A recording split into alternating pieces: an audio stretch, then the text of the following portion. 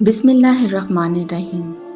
ایک شخص کے گھر والوں نے اپنی پسند کی شادی کی۔ وہ آدمی اس رشتے پہ خوش نہیں تھا۔ پہلے دن سے ہی اس نے اپنی بیوی کو بیوی نہیں سمجھا، بلکہ صرف اسے اپنی نوکرانی سمجھتا تھا۔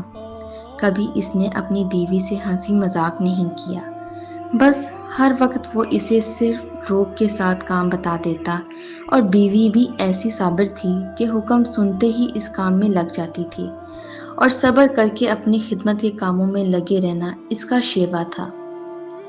بیوی کا ظالم خاوند تھوڑی سی غلطی اور کوتاہی پر اسے بہت مارتا اور پیٹتا تھا۔ بیوی کو بالکل یہ حق حاصل نہیں تھا کہ وہ کبھی کوئی بات اس سے پوچھ سکے۔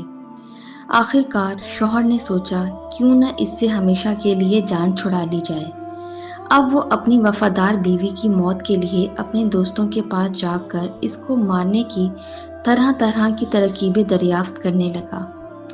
آخر ایک ترکیب پر اتفاق رائے ہوا کہ مٹھائی بنوائی جائے اور اس میں زہر ملا کر بیوی کو کھلا دیا جائے۔ اس طرح اس کا کام تمام ہو جائے گا۔ خاوند بیوی کے پاس وہ زہر آلود مٹھائی لایا اور بڑی محبت سے کہنے لگا، اسے کھا لو۔ بیوی اس کی زندگی میں پہلی دفعہ اتنی محبت دیکھ کر بہت خوش اور حیرت زدہ ہوئی، اور اسے یہ بھی یقین ہو گیا تھا کہ اس مٹھائی میں زہر ہے۔ خاوند نے کہا، اسے کھا لو۔ بیوی نے 3 دفعہ پوچھا، کھا لوں؟ اس ظالم نے بھی تینوں دفعہ یہی کہا کہ کھا لو۔ اس بے مثال اطاعت شوہر بیوی نے اس زہر آلود مٹھائی کو خاوند کا حکم سمجھ کر کھا لیا۔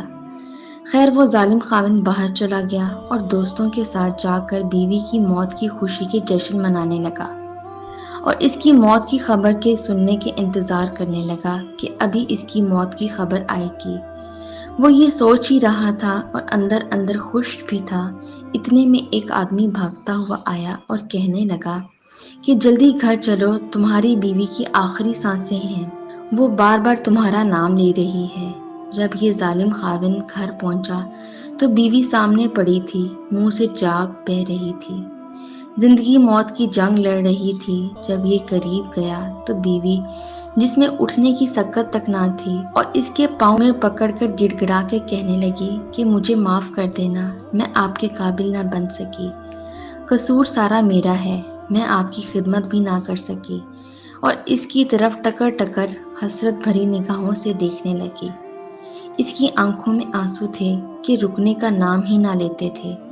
اس کی یہ تابعداری، فرما برداری اور سچی محبت اور خلوص کو دیکھ کر اس آدمی کی آنکھیں کھل گئیں۔ بس جیسے ہی اللہ نے اس کے دل کی آنکھیں کھولیں، وہ جلدی سے اپنی بیوی کو لے کر ہسپتال کی طرف بھاگا۔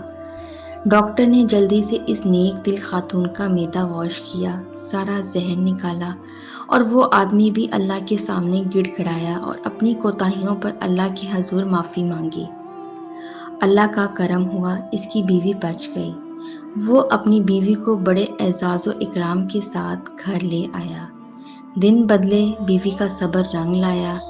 اب وہی خاوند جو دوسروں کے سامنے اس کی بے عزتی اور نوکرانیوں والا سلوک کرتا تھا، نہایت اکرام و اعزاز کرنے لگا۔ پہلے ان کے گھر جو بھی لوگ آتے تھے وہ ان کے سامنے بیوی کو نوکرانی کہتا تھا۔ اب وہی آ کر اس سے پوچھتے کہ تیری نوکرانی کہاں ہے، تو وہ کہتا ہے، وہ میرے سامنے میرے گھر کی ملکہ بیٹھی ہے، اب میری زندگی بہت پرسکون ہے۔